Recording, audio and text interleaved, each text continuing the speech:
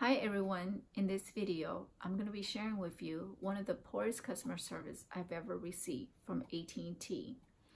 I am not a type of person that likes to go off and badmouth other businesses. However, I feel that AT&T could have prevented the situation and not let the situation escalate. A while back this year, in 2019, my mom wanted a cell phone. As a loyal customer with AT&T, I have never had any issues with AT&T. Therefore, I recommended AT&T for my mom. I took her in and we got her an Apple phone. Just to fast forward everything, it took us 2.5 hours just to close the transaction. And during that day, they were having so much computer issue and they only have 2 employees. So they were helping me and helping other customer at the same time. I have another video that I've shared about my first incidents or bad customer service with AT&T, but that's in a separate video where I talk about how AT&T wouldn't let my mom exchange her phone after the 14-day period. And I was explaining to them why it's important for her to exchange her phone, because she doesn't speak English and she has barely a high school education. And not only that, but she doesn't write, or she doesn't know how to work the app. And I wanted to exchange the phone to a Samsung phone because it has a back button, and my mom also has a tablet, a Samsung tablet, so she's familiar with using Samsung tablet. But that's in a separate video, and today's video will be mainly focused on the charges that have occurred on my mom's account. So here's the situation. In April, my mom's phone was shut off. So we went in and we paid her phone bill. Her phone was $215. Without seeing the bill or without knowing exactly what the charges was on the phone, we paid for it because we just needed the phone to be turned back on. And then at the time, I told them that we never received the bill. Did they send the bill to the wrong address? And they said that, yeah, the bill went to this address. So I told them that, no, we have to correct the address. We need to update the address because that's why my mom's not getting her bill. She doesn't speak English. She doesn't know how to read English. So if you guys text her, or if you guys want her to go online, she doesn't know how to do that. She only knows that, hey, when the bill comes to the mail, you go to the store and pay. Because I took her to AT&T, so I told her that, Mom, when the bill comes, you come to this store, okay, at this place, and you pay your cell phone bill. So she understood that part. But like I said, we never received the bill, so we just end up paying $215 for the current month and for the past month. And then in May of this year, which is this month, my mom's phone was shut off again. We never got the bill. So when my mom called me and my mom said, hey, my phone's shut off again. So I told my mom, come over, I'm gonna go online, I'm gonna look, and I'm gonna find out exactly what charges is AT&T charging you. So when my mom came over, I got onto the app and I logged in and I viewed the charges, and I realized that AT&T had charged her twice the reactivation fee for shutting off her phone in April, and then there was another $40 charge on her account. So when I called them, I was disputing with customer service. I say, hey, you guys charged my mom $35 twice for reactivation fee and a $40 charge. What are these charges? The guy on the phone couldn't even explain to me why these charges were on it. All he just said was that these are valid charges and you owe us money.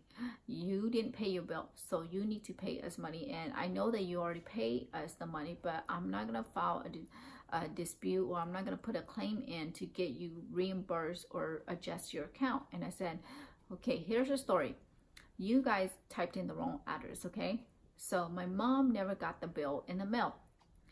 I know you guys send alerts and you guys send her, you guys expect her to go online to view her bills or the charges on her account. But look, she doesn't speak English. She can't read. So if you guys send her a text alert, she's not going to understand what it is. She's just going to ignore the text. And then if you guys expect her to go online, she doesn't know what she's looking at. So she's not going to go online, okay? All she knows is that the bill comes in the mail and she will take the bill to the AT&T store and pay. That's how it's always been, and that's what she's used to. So the guy on the phone says that he's not going to file a claim in the system on this account because all the charges were valid. And even if he did transfer me to a hierarchy, he still has to put it in the computer and then have someone review it and see if it's legit or not. So basically, he didn't want to do anything for us. I was on the phone with him for over 45 minutes. I was arguing with him that if you did your job correctly, my mom's phone would have never been shut off in the first place in April, okay? And she would have never got charged twice the $35, which is $70, and that $40. And then in May, you guys shut off her phone. And then now you guys are saying that she owes you guys $144. And not only that, but she also owes you guys $40 for a reactivation phone just to turn back her phone on. There's no justice in this. You guys are like charging her left and right. To my calculation, you guys actually owe her $150. That's what I was telling him. So we argue, and he didn't want to file the claim at all. He kept on saying that these are valid charges. I did record him, and I just want to share with you guys our conversation because I really felt that he could at least done something. He could at least give me an adjustment on the account because, like I said, if they did their job correctly, the bill would have been paid on time, and these charges would have never happened in the first place. But, you know, AT&T, honestly, they never admit to their faults. If they did something, they never say, hey, we know we messed up. Let's fix it so that this doesn't happen to you again. We don't want you to close your account. We still want to keep you. They never say anything like that. All they want is, hey, you owe us money. They're money hungry. To do anything, they won't even talk to you. They want you to pay up front. Even when you call the 611 number, and they won't even talk to you. They're like, oh, you owe us this much only.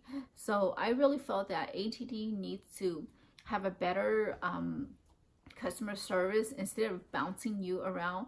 In my first video where I talked about how they bounce me around between the stores and customer service on the 1-800 number.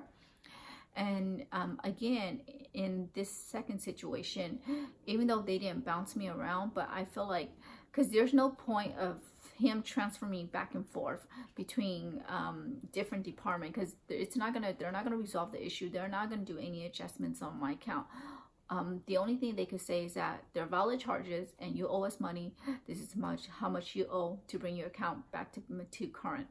They don't even want to listen to what you have to say. They're honestly, they're just evil. They're evil. They have a wicked heart, and that's how they train their employees. They're just money hungry. So I'm going to share with you the conversation I had with one of their employees. This is, I believe this is like after 40 minutes of yelling at him, because I told him directly that I know I'm venting and I'm using profanity words because I feel that you're not understanding how I'm feeling. Honestly, if I don't use profanity words, it's like I'm not getting across you. I need you to understand how frustrating I am, because since day one that we walked into the store, I've received nothing but frustration and stress from AT&T. So if I vent at you, you could at least communicate with your superior and let them know that as a customer, they need to, do something with their procedures, maybe improve it, because you got yelled by a customer who was really upset because of this because of this and this, and this is something that you guys could have prevented. But if I don't yell at you, you're not going to say anything. You're just going to keep your mouth shut. So I told him that several times on the phone. So here's the audio, and I'm going to play with you. I'm going to play for you guys so you guys know how frustrated I was with the guy on the phone.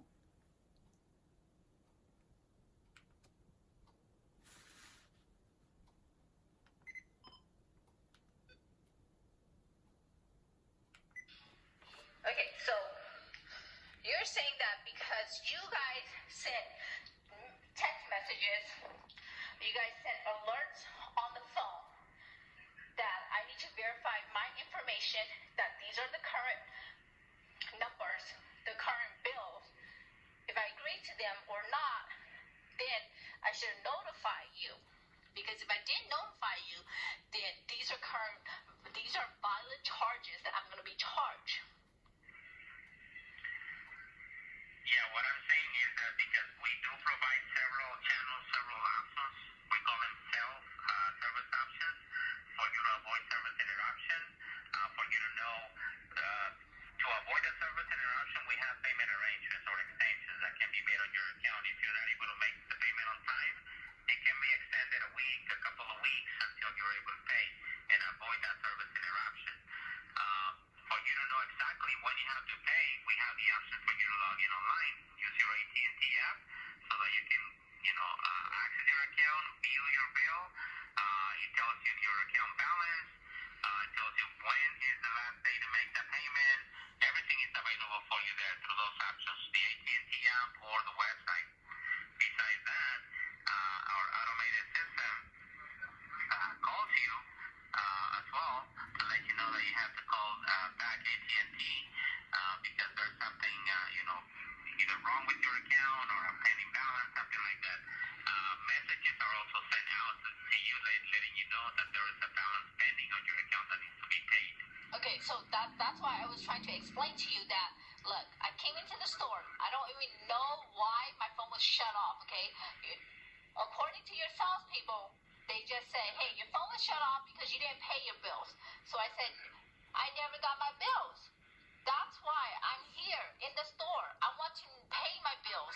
So I go, maybe you guys sent to the wrong address. They said, okay, you pay, but we cannot change your address for you. We're not allowed to change your address. You need to do that online. You need to go to get the app and do it yourself. Change your address yourself. Okay? So my question to you now, I'm telling you that in the store, I pay. Whatever charge you guys tell me to pay, I pay. I did not even question the charge, okay? Because I just need my phone to be activated, okay? Because you guys always say, you need to pay.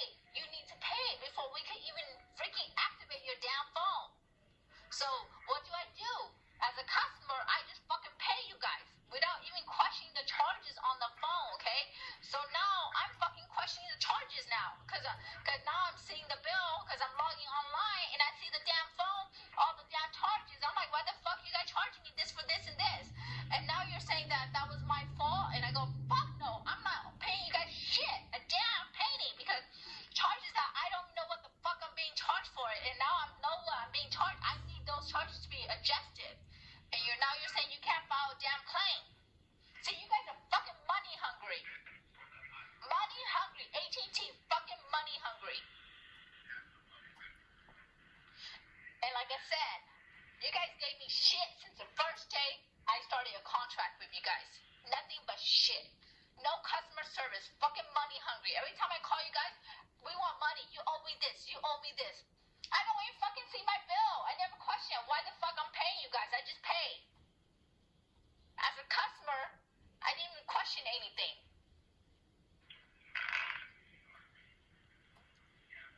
So now you guys want me to pay $144 to reactivate my phone, and then plus another $40 for activation. Charges that you guys accidentally fucking put it on in the first place, not me. You guys did it yourself, and you guys won't even refund it back.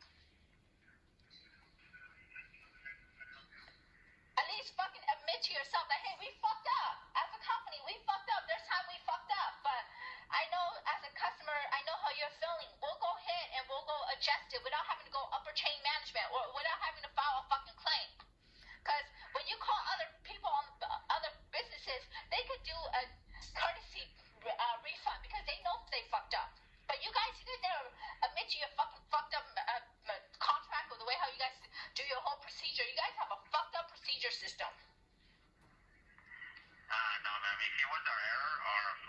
will be corrected. But No, it was never corrected. Charges are valid. It was never corrected. Self-service options that we do provide to every customer that are available. No, it was So they never can manage their corrected. account Because they keep on and saying avoid those that. charges. They keep on telling me that, no, we can't do this in the store. You got to call customer service only. Oh, no, it got to go, you have to file a claim. No, you cannot do it with me. Oh, that's exactly what you're saying back to me. That's exactly what they said to me in the beginning, too. That's why So you're stating about the situation with the... So in the video, in the audio, he's saying that because they sent me text alert and there's other avenues for me to know exactly my charges, why am I telling him now? And because these are valid charges, he's not gonna adjust my account for me. So what I'm trying to get across is that these charges would have never occurred or would have never been on the bill if you did your job correctly in the first place. If you got the address correct, then we would have got our bills. We would have walked into an AT&T store and we would have paid the bills. My mom's phone would have never been shut off in the first place. You guys shut off her phone. You guys charged her $35 twice for reactivation fee, which should have not been there in the first place, okay? At least, if you don't want to adjust $70, adjust $35. Why is it 2 times 35? Why was there 2 charges for activation fee? That's what I'm also arguing back with them. And he didn't even want to fix this. And then now that in May, the phone's shut off again, they're going to charge her $40. And I'm telling them, she's not going to pay you guys $40 on the next bill, because if it would have been fixed, it would have never occurred. And her phone would have never been shut off. But they kept on saying that there's other avenues for her to check her bill. So she knows she's got a bill. Why can't she just go in and pay instead of waiting for her bill? And I'm like, she needs to know what she owes you guys so she could come pay. And plus, as a normal human being, no one's not just going to pay a bill. They want to know what charges, what are they being charged for? Once they agree to the charges, that's when they pay the bill. That's what I was trying to explain to him. But somehow with AT&T, the way how they train their employee, they're stupid. They have a mess up system. They don't know how to train their employees. They don't know how to analyze the situation that, hey, what makes sense and what doesn't make sense. They just use their own judgment and judge you quickly and say, you owe us. These are valid charges. So in my story here, or in this video, I just want to point out that AT&T has the poorest customer service I've ever encountered.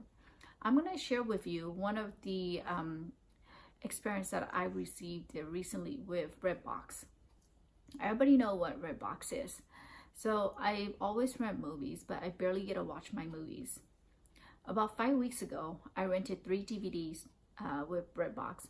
So usually when I rent movies, I always try to watch one and then return it as soon as possible, because I know that after 9 p.m. they charge you. So what I did was I returned 2 videos, but I accidentally left one video, one disc at home. The disc was placed behind my DVD player, so I didn't realize it until 3 weeks later when I was cleaning the entertainment set. When I was cleaning the entertainment set, I realized that I have forgotten the disc. So what I did was, I was scared, so I didn't want to get charged. So I dropped it off at the booth, and then the next day I saw the charges on my account. I was charged $45, okay, for the late disc. I called Redbox and I explained to them, I said, hey, you know what? I know it's my fault. There was a $45 charge on my account, but here's the situation. I'm going to explain to them. I told them the whole situation, and I said, look, it's not like it's a brand new movie, and not only that, come on, to charge a person $45 for a disc when they could easily buy it at the store for roughly around $5 to $29. If it's a Blu-ray movie, it's $29. But look, the disc is not the movie is not a new movie. It's kind of old movie. So you guys are charging me $45. It's kind of ridiculous, right? So the guy on the phone said to me, he goes, give me a moment. I totally understand you. I know how you're feeling. You have been a loyal customer with us, and looking at your profile, you do always return your movies on time. So, you know, as a human being, we all make mistakes. Let's see what I could do for you. So he put me on hold, and then he started typing, and then he got back on the phone. He said, be patient with me, okay? Can you wait until tomorrow, because I'm giving you a credit right now for $30, and tomorrow you'll see the $30 on your account. This is what I tell you customer service is. They understand how you feel. They listen to the story instead of jumping straight to the conclusion and say, hey, those are valid charges. You owe us money. What did Redbox did for me? He listened to the story. He understands that, hey, you know, you don't have a history of late all the time. You always return your movies, and as human, we make mistakes sometimes. Even at the bank, there's times we bounce a check. And when we bounce a check, what do? They give you one free courtesy. But here in my situation, it's not my fault. Like I said to them, if you did your job correctly in the first place and got the address correctly, charges would have never occurred in the first place. And now you're blaming me that I'm late because you never sent me my bills, that I should use other avenues, and I should know that I have outstanding bills. But you gotta understand, my mom doesn't speak English. My mom doesn't read English, okay? When you text her, when you guys send her alerts, she doesn't know what it is. She's just gonna bypass and ignore those texts. So this is my whole story of AT&T, poor customer service. The poorest customer service I've ever received. And what did my mom do? Well, she was very worried, and I told AT&T that I wasn't gonna pay anything, but because my mom was really worried, she walked in to an AT&T store and she paid her bill, the $144. Here's my proof. She paid $144, even though I didn't want her to pay, but she still paid them. So AT&T, you have the worst customer service I've ever seen.